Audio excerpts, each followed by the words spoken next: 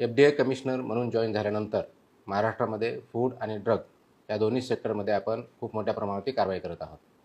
त्याचबरोबर नागरिकांकडून आणि नागरिक संघटनाकडून खूप मोठ्या प्रमाणात अशी मागणी आली आहे की आपल्याकडं कंप्लेंट करण्यासाठी एक चांगलं प्लॅटफॉर्म असावा, डिजिटल प्लॅटफॉर्म असावा, जेणेकरून कंप्लेंट करण्यासाठी नागरिकांना व्यवस्थितपणे हॅसल फ्री ते अवेलेबल असेल. आणि म्हणून मी पहिल्या मीटिंगमध्ये किंवा प्रेस कॉन्फरन्समध्ये हे मी सांगितलं होतं की काही दिवसात आपल्याकडं हा डिजिटल प्लॅटफॉर्म अवेलेबल असेल. आज आपण तो डिजिटल प्लॅटफॉर्म ऑनबोर्ड केलेला आहे, गो लाईव्ह केलेला आहे आणि तो नागरिकांच्या सेवेसाठी हजर झालेला आहे. तो ऑपरेशन चालू आहे. आपण जो डॅशबोर्ड तयार केलेला आहे किंवा पोर्टल तयार केलेला आहे, ते पोर्टल हे आपलं आहे complaints.mahafda.in. I repeat, complaints.mahafda.in. हा मोबाईलवरती आहे आणि आपण आपल्या कम्प्युटर किंवा लॅपटॉपवरून तो वापरू शकता. त्याच्यासाठी आपल्या मोबाईलवर गेल्यानंतर ही URL जर आपण लिंक केली तर आपल्याला हे पोर्टल दिसेल आणि त्या पोर्टल दिसल्यानंतर आपल्याला इन्स्ट्रक्शन येतील आणि त्या इन्स्ट्रक्शननुसार आपल्याला कामकाज करायचं. एक वेळेस आपल्याला आपलं प्रोफाईल क्रिएट करावं लागेल. त्याच्यावरती आपला मोबाईल नंबर विचारला जाईल. मोबाईल नंबर विचारल्यानंतर रजिस्टर झाल्यानंतर मोबाईलवरती आपल्याला OTP येईल आणि OTP आल्यानंतर आपलं रजिस्ट्रेशन होईल आणि रजिस्ट्रेशन झालं की आपण ग्रीव्हन्सेस किंवा कंप्लेंट्स त्याच्यावरती लॉन्च करू शकता. हे तिन्ही भाषेमध्ये अवेलेबल आहे, मराठी, हिंदी आणि इंग्रजी. त्याच्यामुळे इंग्लिश किंवा हिंदी किंवा मराठी या तिन्ही भाषेत आपल्याला कंप्लेंट करता येईल. नागरिकांच्या दृष्टिकोनातून सर्वात महत्त्वाची गोष्ट आहे की हा अवेलेबल आपल्या मोबाईलवरती आहे. नागरिकांनी आपल्या मोबाईलवरती complaints.mahafda.in हे लॉग इन करायचं आहे. त्याचं मी थोडक्यात आपल्याला आता डेमॉन्स्ट्रेशन दाखवतो. आपण मोबाईलच्या बाबतीत हा मोबाईल फ्रेंडली आहे आणि हा पोर्टल पूर्णपणे नागरिकांनी मोबाईलवरती वापरू शकतात. आपण जर आपल्या मोबाईलवरती गेला ब्राउझर लॉग इन केलं तर त्याच्यामध्ये complaints.mahafda.in याच्यावरती जा. ते गेल्यानंतर आपल्याला समोर हे पोर्टल दिसेल. आपण आता हे स्क्रीनवरती बघताय. याच्यामध्ये तिन्ही भाषा अवेलेबल आहेत. आपण जर क्लिक केलं मराठी, हिंदी, इंग्लिश या तिन्ही भाषा अवेलेबल आहेत. आणि हे करताना आपण समजा मराठी भाषा यूज केली, तक्रार नोंदवा असं जर बघितलं तर तक्रार नोंदवल्यानंतर आपल्याला मोबाईल क्रमांक विचारला जातो. हा मोबाईल नंबर आपण टाईप केला तर तो OTP पाठवतो. आपण एक वेळेस नंबर टाकला आणि OTP पाठवा म्हटलं की आपल्याला OTP आपल्या मोबाईलवरती येईल. OTP आला आपल्या मोबाईलवर. OTP आल्यानंतर आपण तो OTP त्याच्यामध्ये टाकायचा, अपडेट करायचा किंवा एंट्री करायची. ते केल्यानंतर आपल्याला समोर हे स्क्रीन दिसेल आणि स्क्रीन दिसल्यानंतर मग आपल्याला विचारते की जिल्हा कोणता आहे. आपण समजा पुणे जिल्हा घेतला आणि त्याच्यासमोरच आपल्याला लवकर कारवाईसाठी हे नमूद करा हे वाक्य येईल किंवा त्याच्यामध्ये माहिती येईल. तर ते वाचा, नेमके काय चुकते, भेसळ बाबतीत आहे का, एक्सपायरच्या बाबतीत आहे, बाहेरची वस्तू आहे किंवा आजार झाला आहे, दुकान आहे का, ब्रँड आहे का, व्यक्तीचं नाव आहे वगैरे वगैरे आपण डिटेल्स याच्यामध्ये दिसतात. आता हे डिटेल्स दिल्यानंतर मग आपली तक्रार पूर्णपणे तुमची तक्रार लिहा याच्यामध्ये येतं. आपण ते लिहू शकतो किंवा आपण बोलू शकतो. दोन्ही ऑप्शन इथं आपल्याला अवेलेबल आहे. ती एक वेळेस लिहिली किंवा बोललं की त्याच्यावरती आपल्याला क्लिक करायचं, सबमिट करायचं. सबमिट झाल्यानंतर आपल्याला तुमचं लोकेशन विचारतं. लोकेशन क्लिक केलं की आपण ज्या ठिकाणी आहोत ते लोकेशन येईल. ते मॅन्डेटरी आहे कारण आपण कंप्लेंट करताना कुठून करता हे आम्हाला माहिती असणं अपेक्षित आहे. त्याच्याखाली फोटो किंवा बिल जोडा असं सांगितलेलं आहे. आपल्या कंप्लेंट करताना कंप्लेंटचे डिटेल्स असणं अपेक्षित आहे. समजा एखाद्या दुकानामधून तुम्ही काहीतरी खाल्लं आणि त्याचा काहीतरी त्रास झाला, तिथं अनहायजेनिक आहे हॉटेलमध्ये खाल्ल्यानंतर, त्याची रिसीट असणं अपेक्षित आहे. जे दॅट आम्हाला डिटेल्समध्ये कारवाई करणं सोपं जाईल. किंवा एखाद्या मेडिकलमधून परचेस केलं, तो प्रॉडक्ट कोणता त्याचा फोटो, कारण त्याचा बॅच नंबर वगैरे आम्हाला बघावा लागतो, त्याची रिसीट म्हणजे आपल्याला ती कारवाई करता येईल. हे केल्यानंतर आपण पुढे जा म्हणून ते सबमिट केल्यानंतर आपल्याला हे दिसतंय की आता ही अन्न किंवा औषधाची खात्री आहे की नाही करतायत. आता ही जर कंप्लेंट आपण चुकीच्या पद्धतीने दाखल करण्यापूर्वी खालील गोष्टी करायच्या याच्यामध्ये माहिती दिसते आणि हे केल्यानंतर मी 18 वर्षावरची आहे, खात्री करा आणि ह्याच्यामध्ये तक्रार दाखल करा असं येतं. आता समजा बऱ्याच वेळेस असं होतं की काही लोक मुद्दाम म्हणून आमच्या विभागाशी किंवा FDAशी संबंधित नसतानाही तक्रार करतात की माझ्या एरियामध्ये मॉस्किटो झालेले आहेत.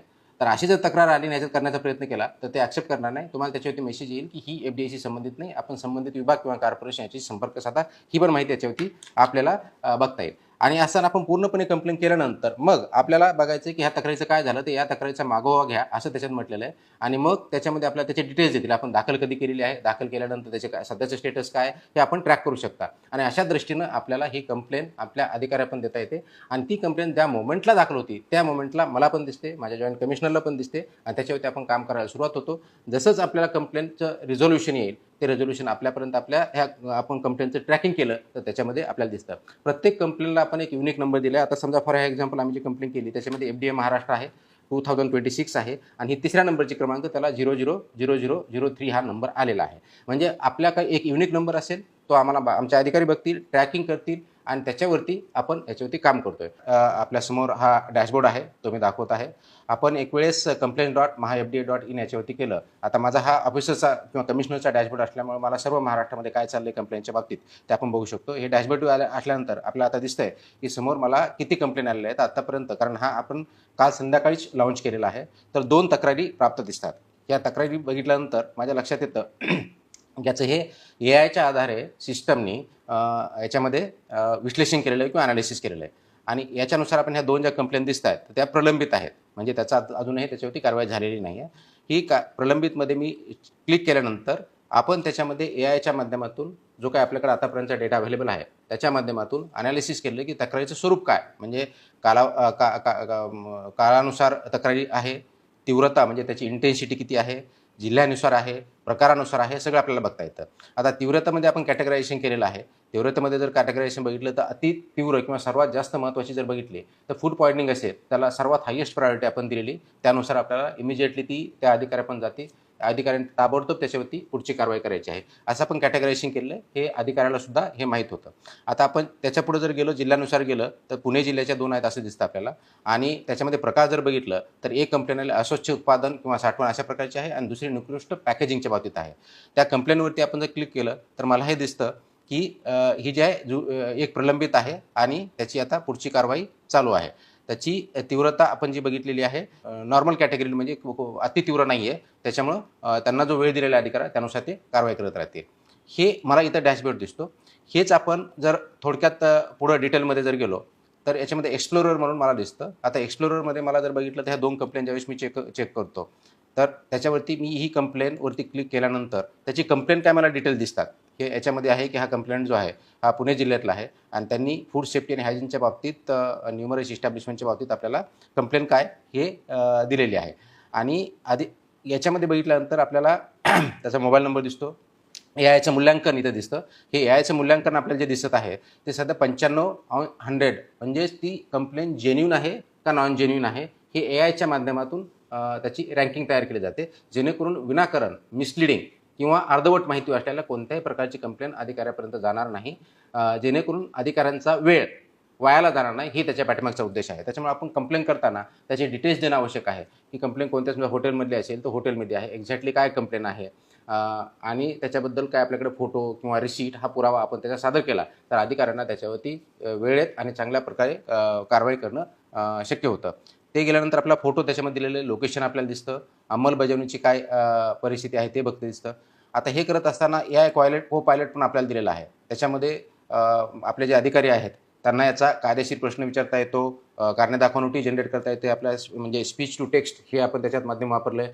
त्याच्यामुळे त्यांना खूप जास्त वेळ लागणार नाही, फक्त बोलून आणि तो मसुदा आपल्याला बघता येतो. मसुदा अधिकाऱ्यांना म्हणजे अधिकाऱ्याच्या दृष्टिकोनातून सुद्धा याच्यामध्ये खूप इनेबल्ड AIचे फीचर किंवा आपण मशीन लर्निंगचे फीचरसुद्धा याच्यामध्ये केलेले आहे. आता ही समजा आपल्याला दिसतं मी याच्यावरती मसुदा तयार केला, कारणे दाखवा नोटीस. आफ्टर इन्स्पेक्शन केल्यानंतर त्यांना असं वाटलं की आपल्याला त्या FBOला किंवा रजिस्टर्ड फार्मासिस्ट असेल किंवा मॅन्युफॅक्चर असेल त्याला नोटीस द्यायची. तर ही नोटीस तयार झाली. मग त्याच्या जे आवश्यक ते काही मॉडिफिकेशन जे लागतील तर ते मॉडिफिकेशन तो करू शकतात आणि खाली आपल्याला त्याच्यामध्ये पूर्ण फसाई ॲक्ट आहे, त्याचे रूल्स आहेत, त्याचे सेक्शन्स आहेत, हे पण ते दिले त्यांना रेफरन्स म्हणून. म्हणजे हे करत असताना कोणत्याही परिस्थितीत त्याला मोबाईलच्या बाहेर अधिकाऱ्यांना जाण्याची आवश्यकता नाही. पूर्ण रेफरन्स कायद्याने सुद्धा याच्यामध्ये दिलेले आहेत. म्हणजे एवढ्या प्रमाणात आपल्याला चांगल्या पद्धतीचा AIचा वापर, याच्यामध्ये टेक्नॉलॉजीचा वापर आपण केलेला आहे. आपण त्याच्यामध्ये घटनाक्रम पण बघू शकतो, कधीपर्यंत आलेली आहे, काय केलेलं आहे, कधी चेक केलेलं आहे, रिपोर्ट अपलोड कधी केला, रिपोर्टवरती काय झालं, ह्या सगळ्या गोष्टी आपल्याला मला इथे बघूनही दिसतात. आता त्याच्यापुढे जर आपण गेलो तर लेखापरीक्षण नोंदी जे म्हणतो, म्हणजे की मी ॲज अ कमिशनर म्हणून किंवा आमचे हेडक्वार्टरचे जॉईंट कमिशनर असतील किंवा विभाग लेवलचे जॉईंट कमिशनर असतील, यांना हे बघायचं आहे की आपल्या अंतर्गत जे अधिकारी आहेत यांनी या बाबतीत आपल्या अधिकाऱ्यांनी किती वापर केला. म्हणजे आता माझ्यासमोर आपल्याला जी स्क्रीन दिसते याच्यामध्ये आतापर्यंत किती अधिकाऱ्यांनी वापर केला, त्यांनी नेमकं काय केलं, कृती काय केली, घटक काय आहे आणि IP ॲड्रेस काय, हा सगळा डेटा माझ्याकडे असतो. म्हणजे कोणताही अधिकारी हे मला सांगू शकणार नाही की मी माझ्या मोबाईलवरती कंप्लेंट बघितली, किंवा बघितली नाही, जर त्यांनी बघितलं असेल तर त्याचा पूर्ण इथं आपल्याला ट्रेल बघता येते आणि त्याला टाईम स्टॅम्प आहे, डेटचा स्टॅम्प आहे. त्याच्यामुळे कशा पद्धतीने मिसलिडिंग अथॉरिटीला करू शकणार नाही. म्हणून ती कंप्लेंट उघडली की नाही, उघडली तर काय केलं, या सगळ्या गोष्टी असल्यामुळं एका प्रकारचं पूर्ण लेखाजोखा माझ्या अधिकाऱ्याचं एक ऑडिट म्हणून त्याला आपण लेखापरीक्षण नोंदी असं म्हटलं, एक ऑडिट ट्रेल पूर्ण आमच्या अधिकाऱ्यांनी जी काय कारवाई केली किंवा नाही केली याच्या बाबतीत बघता येतं. त्याच्यापुढे जर घेतली तर आपल्याला क्षमतेनुसार एआयचा वापर होतोय की नाही हे पण आपण फीचर याच्यामध्ये अधिकाऱ्यांसाठी दिलेलं आहे. कायदेशीर प्रश्नाच्या बाबतीत त्यांनी वापर केलेला आहे का, कारणे दाखवांचा याच्यामध्ये केलेला आहे का. आता जर बघितलं तर आता कायदेशीरच्या बाबतीत आमच्या अधिकाऱ्यांनी 5 वेळा वापर केलेला आहे, कारणे दाखवाचा मसुदा 1 वेळेस केलेला आहे. म्हणजेच ह्या गोष्टी अनेक वेळेस असं होतं की अधिकाऱ्यांना एवढ्या कंप्लेंटच्या बाबतीत एवढा वेळ असतो का, ऑफिसला जाऊन आम्ही तयार करत बसावं, त्याच्यावरती टायपिस्ट नाही आहे किंवा आम्हाला मदतनीस नाही आहे. ह्या खूप मोठ्या प्रमाणात ते माझ्या FSO किंवा DI कडून यांच्याकडून हे कंप्लेन यायच्या. तर त्याच्यावरती टेक्नॉलॉजी हे सोल्युशन आहे. म्हणून हे सॉर्ट ऑफ AI एजंट म्हणूयात आपण. जरी फुल्ली आपल्याला AI एजंट म्हणता येत नसेल तर सॉर्ट ऑफ AI एजंट ही याच्यामध्ये आपल्या मोबाईलमध्ये अवेलेबल अधिकाऱ्यांना आपण करून दिलेलं आहे, जेणेकरून त्यांना वेळ लागणार नाही, वेळीच काम करता येईल. आता याच्या बाबतीत पुढची जर फीचर बघितलं तर आपल्याला ऑफिसर्स कोणते आहेत हे आपल्याला त्याचा रोल काय इथं सगळं मला दिसतं, जेणेकरून काम करता येतं. याच्यात जर बघितलं तर कोणता ऑफिसर आहे, त्याचं डेग्नेशन काय आहे, त्याचा रोल काय आहे, लॉगिंग कधी केलं, ॲक्टिव्ह होता की नाही, हे सगळ्या गोष्टी मला इथे दिसतात. म्हणून इथून मी सगळं मॉनिटर करू शकतो. ॲक्टिव्हिटीच्या बाबतीत तर युजरची ॲक्टिव्हिटी गेल्या 7 दिवसात 8 दिवसात काय झाल्या, किती युजर टोटल इव्हेंट्स किती झाल्या, व्हिजिटर्स किती आहेत, पेज व्ह्यूज किती झालेले, साईन्ड इन युजर्स किती आहेत at that point in time, हे पण मला दिसतं. सर्वात महत्त्वाचं मध्ये आपल्याला आता DPDP रूल्स आलेले आहेत. प्रिव्हसीचा आपला कायदा आलेला आहे याचा IT चा, आणि म्हणून त्याचासुद्धा वापर पूर्णपणे याच्यामध्ये डेटा प्रिव्हसीच्या बाबतीत आपण बघतोय. ब्रीच झाले असतील तर ते पण आपल्याला करतात. राईट्स रिक्वेस्ट कुणाच्या आल्या की मला माझा कंप्लेंट केलेली मला ते आता विड्रॉ करायची, ते तुमच्या पोर्टलवर असणं अपेक्षित नाही आहे, ते डिलीट करण्याचंही प्रोव्हिजन आहे. कंप्लेंट दाखल करून घेतो किंवा ग्रीव्हन्स दाखल करून घेतो त्यांच्या कन्सर्ननीच घेत असतो, कारण हे DPDP रूल्सनुसार कन्सर्न मॅन्डेटरी आहे, तो आपण याच्यामध्ये ठेवलेला आहे, जेणेकरून त्याच्यावरती आपल्याला काम करता येईल. ही सुद्धा आपल्याला माहिती असते. म्हणून आपण सगळे जे लेटेस्ट डेटा प्रिव्हसीचे रूल्स आणि DPDP जे आहेत ते सुद्धा याच्यामध्ये इन्कॉर्पोरेट केलेले आहे.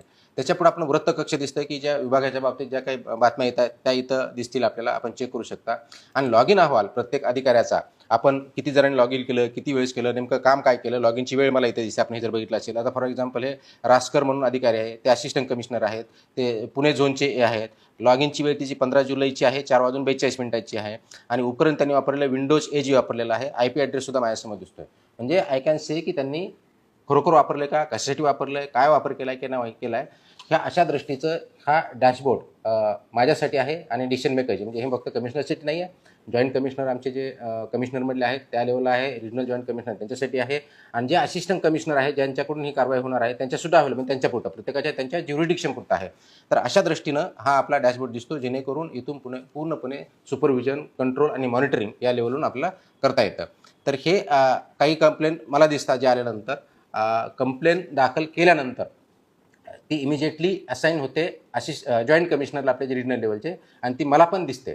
असं जर मला वाटलं की, आणि त्या जॉईंट कमिशनरनी विदिन 24 आवर्स, म्हणजे वर्किंग डे 24 आवर्स, ज्यावेळी सुट्टी असेल तो आम्ही त्याच्यात काउंट करत नाही, 24 आवर्स जो आपला वर्किंग डे असतो त्याच्यामध्ये ती अधिकाऱ्याला असाईन करायची आहे. अधिकाऱ्याला असाईन करण्या ऑटोमॅटिकही मी करू शकलो असतो, पण आम्ही मुद्दामून ही डिस्क्रिप्शन जॉईंट कमिशनर यासाठी दिलेलं आहे, तर जर एखाद्या अधिकाऱ्याविरुद्धच एका ज्युरिडिक्शनची कंप्लेंट असेल आणि त्यांच्याकडे जर रिझॉल्व्ह करायला जाणार असेल तर कदाचित कॉन्फ्लिक्ट ऑफ इंटरेस्ट होऊ शकतो. म्हणून तो अधिकार मी जॉईंट कमिशनर दिलेला आहे. आणि joint commissioner depending on nature of complaint ते असाईन करतील असिस्टंट कमिशनरला डिस्ट्रिक्ट लेवलच्या, आणि ते गेल्यानंतर विदिन 24 आवर्स त्यांनी ती बघायची आहे. आणि डिपेंडिंग ऑन सिव्हिरिटी आम्ही त्याचं अल्गोरिदम लिहिलेलं आहे, काही 7 दिवसाच्या आत आणि काही 14 दिवसाच्या आत, अशा प्रकारचं जनरली अल्गोरिदम आहे.